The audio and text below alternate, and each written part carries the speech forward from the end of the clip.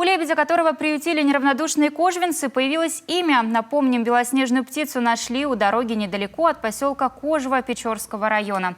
Молодой лебедь почему-то отбился от своей стаи, сильно замерз и потому совсем не сопротивлялся, когда его спасли. Семья кожвенца Сергея Федорова приютила молодую птицу. Сначала лебедя поселили в бане, а потом подготовили место в уютном курятнике.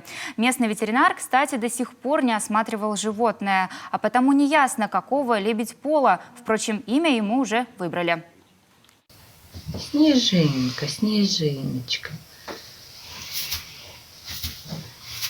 Ты хорошая, хорошая.